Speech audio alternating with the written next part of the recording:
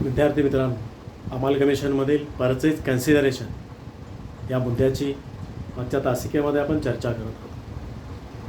Purchase consideration क्रय मोबदल्याची रक्कम ही संमिश्रण किंवा संविलनाच्या कराराप्रमाणे निश्चित होते. मग विक्रेता कंपनीची विविध संपत्ती घेतल्याबद्दल आणि बाह्य देयता स्वीकारल्याबद्दल विक्रेता कंपनीला पैशाच्या स्वरूपात जेवढा मोबदला किंवा प्रतिफल देण्यास तयार असते त्यालाच आपण क्रय मोबदला असे म्हणतो किंवा क्रय प्रतिफल असं म्हणतो. पण क्रय मोबदला हा निर्धारित करण्यासाठी मी आपणास मागच्या तासिकेमध्ये ह्या क्रय मोबदल्याचं निर्धारण करण्याच्या 4 मेथड्स यावर आपण चर्चा करणार होतो. त्या 4 मेथड्स आज मी आपणासमोर मांडणार आहे. तर विद्यार्थी मित्रांनो, त्यामधील पहिला क्रय मोबदला एक रकमी देणे म्हणजे परचेज कन्सिडरेशन इन लमसम. संमिश्रण किंवा संविलनाच्या कराराप्रमाणे क्रेता कंपनीने विक्रेता कंपनीला क्रय मोबदला म्हणून एकूण किती रक्कम द्यावी हे निश्चित करण्यात आलेले असते. अशा वेळी क्रय मोबदल्याची पुन्हा वेगळी गणना केली जात नाही. म्हणून या क्रय मोबदला हा एक रकमी देणे हा कराराप्रमाणे त्या अगोदर लमसम अमाऊंट ती ठरलेली असते. त्यानंतर दुसरी पद्धती अशी आहे, शुद्ध मूल्याच्या आधारावर क्रय मोबदला, purchases consideration on net worth basis. मग या पद्धतीमध्ये विक्रेता कंपनीच्या व्यवसायाचे शुद्ध मूल्य हाच याचा क्रय मोबदला असतो. मग विक्रेता कंपनीची सर्व संपत्ती आणि देयता पुस्तकी मूल्याप्रमाणे घेण्याची तयारी क्रेता कंपनीने दर्शविल्यास व्यवसायाच्या शुद्ध पुस्तक एवढ्या जे शुद्ध मूल्य असेल त्या शुद्ध मूल्या एवढ्या क्रय मोबदला त्यासाठी ठरवण्यात येईल. मग व्यवसायाचे शुद्ध मूल्य नेट वर्थ म्हणजेच क्रेता कंपनीने घेतलेल्या एकूण संपत्तीच्या मूल्यातून बाह्य देयतांची रक्कम वजा केल्यानंतर जी शिल्लक राहणारी रक्कम होईल. त्यासाठीच एक पुढील सूत्र वापरलं जातं, ते म्हणजे शुद्ध मूल्य इज इक्वल टू विक्रेता कंपनीच्या संपत्तीचे पुस्तकी मूल्य म्हणजे बुक व्हॅल्यू, विक्रेता कंपनीच्या संपत्तीचे बुक व्हॅल्यू मायनस वजा क्रेता कंपनीने स्वीकारलेल्या बाह्य देयतांचे मूल्य म्हणजेच या ठिकाणी आपल्याला शुद्ध मूल्य परचेज कन्सिडरेशन ऑन नेटवर्क हे आपल्याला मिळतं. यासोबतच संमिश्रणाची परचेज कन्सिडरेशन करण्याची ही तिसरी मेथड, ती म्हणजे संपत्ती आणि देयतांच्या पुस्तमूल्यापेक्षा वेगळ्या किमतीवर क्रय मोबदला ठरवणे. परचेज कन्सिडरेशन हे संपत्ती आणि देयतांच्या पुस्तमूल्यापेक्षा काही वेगळ्या किमतीवर क्रय मोबदला ठरवणे म्हणजे purchase consideration other than book value of assets and liabilities. क्रेता कंपनीने विक्रेता कंपनीची संपत्ती पुस्तमूल्यापेक्षा वेगळ्या किमतीवर खरेदी केली असेल, क्रेता कंपनीने विक्रेता कंपनीची संपत्ती ही पुस्तमूल्यापेक्षा बुक व्हॅल्यूपेक्षा वेगळ्या किमतीवर खरेदी केली असेल आणि पुस्तकी मूल्यापेक्षा वेगळ्या किमतीवर बाह्य देयता स्वीकारली असेल तर निश्चित केलेल्या किमतीनुसार संपत्ती आणि देयतांचे मूल्यांकन केले जाते. त्यानंतर संपत्तीच्या एकूण मूल्यातून स्वीकृत देयतांचे मूल्य वजा करून व्यवसायाचे शुद्ध मूल्य काढले जाते. अशा प्रकारे निश्चित झालेले शुद्ध मूल्य हेच व्यवसायाचे क्रय मोबदला ठरते. यावरील दोन्ही पद्धतीत क्रय मोबदला निश्चित करताना काही महत्त्वाच्या बाबी आपल्याला विचारात घ्याव्या लागतात. त्या म्हणजे करारानुसार निश्चित केलेल्या किमतीनुसार सर्व संपत्तीचं मूल्यांकन करणे. करारानुसार निश्चित केलेल्या किमतीनुसारच सर्व संपत्तीचे मूल्यांकन करणे, तसेच क्रेता कंपनीने ज्या संपत्तीची खरेदी केली नसेल त्या संपत्तीचा क्रय मोबदला अगणित करताना विचारात जेणेकरून विचार करण्यात तशा संपत्तीचा विचार करण्यात येऊ नये. तसेच बॅलन्स शीटमधील संपत्ती बाजूवरील जी काही कृत्रिम संपत्ती आहे आणि काही अपलिखित न केलेला काही खर्च देखील या ठिकाणी विचारात घेऊ नये. ख्याती ही अमूर्त अशा स्वरूपाची संपत्ती असल्याने क्रेता कंपनीने ती स्वीकारली असेल तरच तिचा क्रय मोबदला निश्चित करताना विचार करण्यात यावा. मग ख्याती क्रेता कंपनीने स्वीकारली नसेल तर क्रय मोबदला काढताना तिचा विचार करण्यात येऊ नये. मग क्रेता कंपनीने स्वीकारलेल्या बाह्य देयतांचाच क्रय मोबदल्यांची रक्कम निश्चित करताना विचार करण्यात यावा. त्यासोबतच क्रेता कंपनीने विक्रेता कंपनीचा व्यवसाय खरेदी केला असा उल्लेख करण्यात आला असेल तरच रोख आणि बँकेतील शिल्लक यासह सर्व संपत्ती क्रेता कंपनीने घेतली असे समजावे. परंतु संपत्तीमध्ये सुरुवातीचा प्रारंभिक वेळ असेल, भाग किंवा कर्ज रोख्याच्या विक्रीवरील काही अपहार असेल, नफा तोटा खात्याची नावे बाकी असेल इत्यादी पदे समाविष्ट करू नये. मग या परिस्थितीमध्ये बाह्य देयतांची रक्कम हिशोबात घ्यावी. मात्र बाह्य देयतांचे कर्ज रोख्यांचा बाह्य देयतामध्ये डिबेंचरचा समावेश करू नये. मग क्रेता कंपनीने विक्रेता कंपनीची संपत्ती खरेदी केली असा उल्लेख करण्यात आला असेल तर क्रेता कंपनीने कोणतीही देयता स्वीकारली नाही असे समजण्यात येते. त्यासोबतच क्रय मोबदल्याची निव्वळ शोधन पद्धती, net payment method of purchase consideration. चौथी शोधन पद्धती क्रय मोबदल्याची परचेज कन्सिडरेशनची ती आहे म्हणजे क्रय मोबदल्याची निव्वळ शोधन पद्धती, net payment method of purchase consideration. व्यवसाय खरेदी करण्याच्या मोबदल्यात क्रेता कंपनीने विक्रेता कंपनीला आपले किती भाग, किती कर्ज रोखे आणि किती रोख रक्कम द्यावी या संबंधित त्या करारामध्ये उल्लेख केलेला असतो. मग अशा प्रसंगी क्रेता कंपनीने विक्रेता कंपनीला द्यावयाच्या भागांचे मूल्य, कर्ज रोख्यांचे मूल्य आणि रोख रक्कम यांची बेरीज करावी. त्यानंतर येणारी रक्कम म्हणजेच क्रय मोबदला होय. या पद्धतीमध्ये क्रय मोबदला निश्चित करत असताना निश्चितच काही महत्त्वाच्या बाबी विचारात घ्याव्या लागतात. त्या म्हणजे विक्रेता कंपनीचा व्यापार खरेदी केल्याबद्दल क्रेता कंपनी विक्रेता कंपनीच्या प्रत्येक भागाबद्दल आपले किती भाग कोणत्या किमतीवर देणार आहे याची निश्चिती करावी लागते. विक्रेता कंपनीच्या प्रत्येक कर्ज रोख्याबद्दल किती मूल्याचे कर्ज रोखे देणार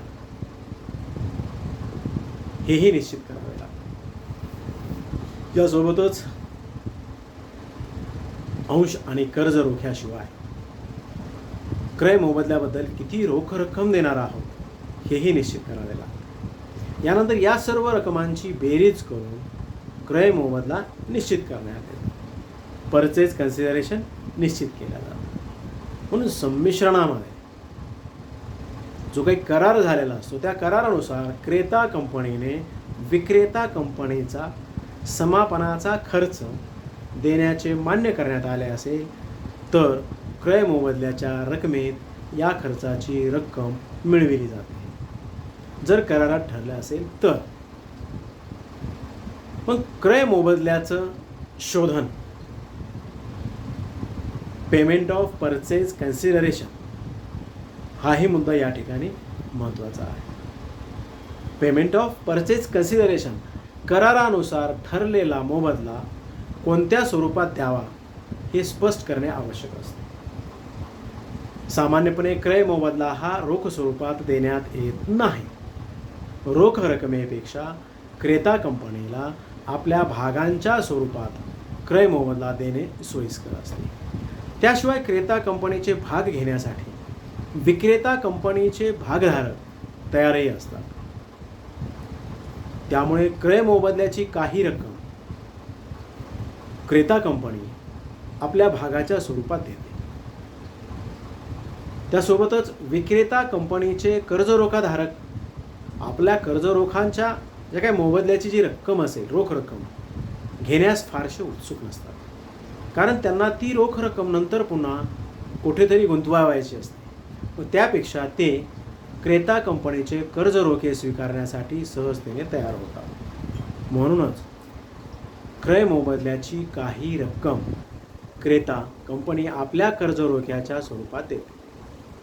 संमिश्रणाला ज्या भागधारकांचा विरोध असतो त्यांना विक्रेता कंपनीद्वारे अंतिम शोधन करण्यात येते. ज्या लोकांचा या कराराला भागधारकांचा या कराराला विरोध असेल अशा लोकांना त्यांच्या भागाची रक्कम ही पेड केली जाते, त्याचं शोधन केलं जातं. त्यासाठी त्या कंपनीला रोख रकमेची निश्चितच गरज पडते. ती संमिश्रणासाठी काही भागधारक तयार होत असतील.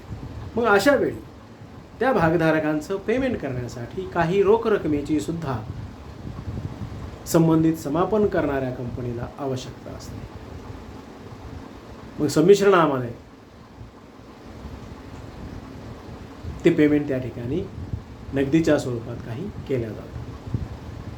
मग त्यासाठी त्या कंपनीला रोख रकमेची ज्यावेळेस गरज असते त्यावेळेस विक्रेता कंपनीने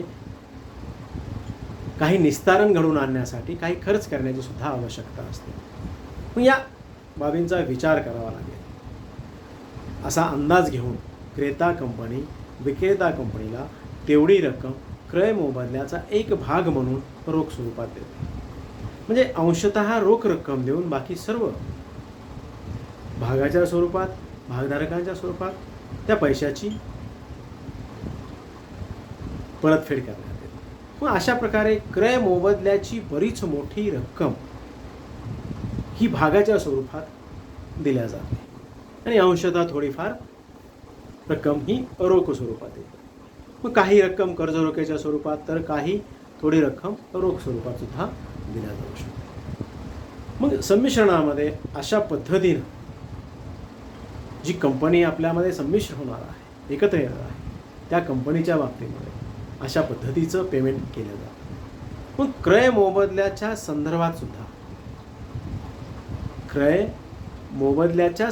सुद्धा काही महत्त्वाच्या बाबी आपल्याला विचार करणं अत्यावश्यक आहे.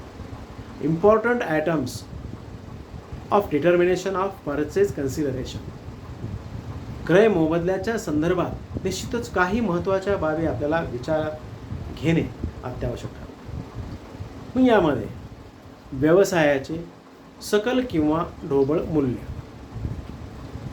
Gross worth of the business, विक्रेता कंपनीची जी संपत्ती क्रेता कंपनीने घेतली असेल,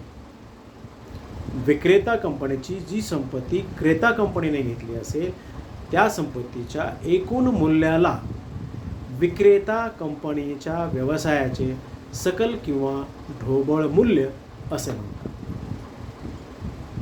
विद्यार्थी मित्रांनो, मी शिकवत असलेल्या या थेरी विषयामध्ये अमालगमेशन ऑफ द कंपनीज याच्यावर पुढे चालून प्रॅक्टिकल प्रॉब्लेमही घेणार आहे. परंतु संबंधित येणारी परीक्षा या ऑनलाईनच्या स्वरूपात असल्याकारणाने या महत्त्वाच्या छोट्या मोठ्या बाबीकडे आपण निश्चितच लक्ष द्यावं. या अशा प्रकारच्या या थेरीवर यातूनच आपल्याला MCQ निश्चितच आपल्याला उपलब्ध होणार आहे, जेणेकरून त्या MCQची सोडवणूक करत असताना जर माझ्या प्रत्येक टॉपिकवर निश्चितच आपण तो टॉपिक चांगल्या पद्धतीनं ऐकला असेल, संपूर्ण माहिती आपण ऐकून घेतली असेल, तर येणाऱ्या परीक्षेमध्ये या प्रकरणावरील कोणताही आणि कसाही जर प्रश्न तुम्हाला MCQ म्हणून आला तर निश्चितच आपण माझी यूट्यूबवरील लेक्चर्स ऐकल्यामुळे आपल्याला आपण सहजतेने ते क्वेश्चन सोडवू. मग संमिश्रणामध्ये क्रय मोबदल्याच्या संदर्भात काही महत्त्वाच्या गोष्टीचा आपण विचार करत असताना यामध्ये व्यवसायाचं सकल किंवा ढोबळ मूल्य हे कसं म्हटलं जातं, काय म्हटलं जातं? Gross worth of the business म्हणजे काय? विक्रेता कंपनीची जी संपत्ती क्रेता कंपनीने घेतली असेल त्या संपत्तीच्या एकूण मूल्याला विक्रेता कंपनीच्या व्यवसायाचे सकल किंवा ढोबळ मूल्य असं म्हटलं जातं. त्यासोबतच दुसरा मुद्दा येतो व्यवसायाचे शुद्ध मूल्य. ग्रॉस वर्थ ऑफ बिझनेस पाहिल्यानंतर या ठिकाणी आपण net worth of the business, व्यवसायाचे शुद्ध मूल्य म्हणजे काय? व्यवसायाच्या सकल मूल्यातून क्रेता कंपनीने स्वीकारलेल्या बाह्य देयतांचे मूल्य वजा केल्यानंतर उर्वरित रकमेला व्यवसायाचे शुद्ध किंवा निव्वळ मूल्य असं देखील म्हटलं जातं. व्यवसायाचे शुद्ध मूल्य म्हणजे काय हे पाहत असताना net worth of the business, व्यवसायाच्या सकल मूल्यातून क्रेता कंपनीने स्वीकारलेल्या बाह्य देयतांचे मूल्य वजा केल्यानंतर उर्वरित रकमेला व्यवसायाचे शुद्ध किंवा निव्वळ मूल्य असं म्हटलं जातं. यासोबतच विक्रेता आणि क्रेता कंपनीची लाभ आणि हानी, profit and loss of purchasing, profit and loss of purchasing company and vendors company, खरेदी करणारी कंपनी आणि विक्रेती कंपनी यांचं नफा तोटा. म्हणजे विक्रेता कंपनीला व्यवसायाच्या शुद्ध मूल्या एवढा क्रय मोबदला मिळाला तर विक्रेता तसेच क्रेता यापैकी कोणत्याही कंपनीला लाभ किंवा हानी होत नाही, परंतु विक्रेता कंपनीला शुद्ध मूल्यापेक्षा जास्त क्रय मोबदला क्रेता कंपनीकडून मिळाला असेल तर विक्रेता कंपनीला लाभ होतो तर क्रेता कंपनीला तोटा होतो. मग अशा स्थितीमध्ये विक्रेता कंपनीच्या ख्यातीबद्दल तेवढी रक्कम दिली असे गृहीत धरून क्रेता कंपनी आपल्या हिशोब पुस्तकात ती रक्कम ख्याती लेख्यामध्ये नावे टाक, गुडविलमध्ये नावे टाक. या उलट विक्रेता कंपनीला व्यवसायाच्या शुद्ध मूल्यापेक्षा कमी क्रय मोबदला क्रेता कंपनीकडून विक्रेता कंपनीला मिळाल्यास विक्रेता कंपनीला तोटा होतो तर क्रेता कंपनीला तेवढा लाभ होतो.